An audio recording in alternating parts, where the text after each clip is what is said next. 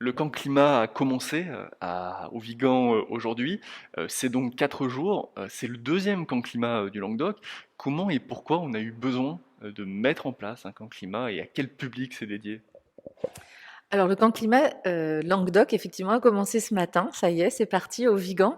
Le besoin de mettre en place un camp climat, c'est simplement une réponse à la situation, à l'urgence climatique telle qu'on la connaît aujourd'hui, telle qu'elle est décrite encore tout récemment dans le dernier rapport du GIEC qui est sorti le 9 août et qui, est encore plus alarmant que le précédent, qui montre bien qu'il y a une réelle urgence climatique, qu'il y a un vrai réchauffement global sur la planète, qui s'assortit de catastrophes climatiques, d'événements climatiques extrêmes, et que tous ces dérèglements sont liés à l'homme, en fait, à la présence de l'humain et à son activité. C'est quelque chose aujourd'hui qui est très très clair pour les scientifiques et donc qui est dit, annoncé à l'ensemble de la planète et à ceux qui nous dirigent.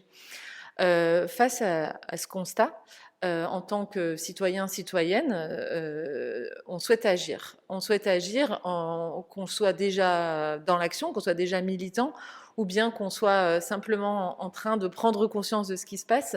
Ce qu'on observe depuis plusieurs années déjà, c'est que quand on prend conscience de ça, on se dit qu'il est temps de faire quelque chose, mais que souvent on se heurte à une sorte d'impuissance. On se demande comment faire.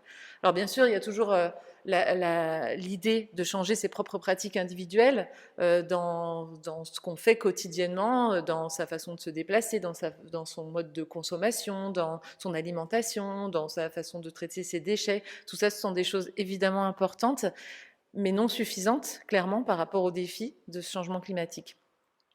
Donc nous, ce que nos mouvements Alternatiba, NVCOP21 et les Amis de la Terre invitent à faire, c'est à se rassembler et en fait à être ensemble et à réfléchir ensemble pour agir en fait pour le climat. Voilà. C'est le deuxième camp climat. C'est parce que le premier était une réussite ou parce que la question est encore plus, on va dire, contemporaine aujourd'hui? Pour les deux raisons. Alors clairement, le premier camp climat Héros qu'on a organisé en août 2020 à Montbazin était un succès. On a eu 120 inscrits, on a dû refuser une cinquantaine de participants supplémentaires par manque de place. Donc ça nous a vraiment encouragés à continuer l'aventure, à organiser une nouvelle édition cette année dans un lieu où on pourrait accueillir plus de monde. Donc, bien sûr, en parallèle de ça, il y a cette prise de conscience de plus en plus large, de plus en plus de gens qui se demandent comment agir et qui ont envie de se mobiliser. Donc, vraiment, double nécessité d'organiser ce camp climat à Languedoc au Vigan cette année. Et du coup, si on vient de découvrir un petit peu ce camp climat, à quoi qu'on peut s'attendre tout ce week-end, qu'est-ce qu'on peut faire, à quoi on peut participer? Alors en fait, ce sont 4 jours d'ateliers, de formations, de rencontres et de temps d'échange autour des différents sujets qui sont en lien avec l'urgence climatique. Donc là, par exemple, ce matin, on avait la plénière d'ouverture qui a permis un peu de poser les bases, de rappeler justement qu'est-ce que c'était que ce dérèglement climatique aujourd'hui, quels étaient les enjeux, les risques, les menaces, notamment sur notre territoire, en région Occitanie, et quelle était la stratégie de nos mouvements. Et à partir de cet après-midi, on va enchaîner avec tout un tas d'ateliers alors qui sont classés sur 4 thématiques différentes.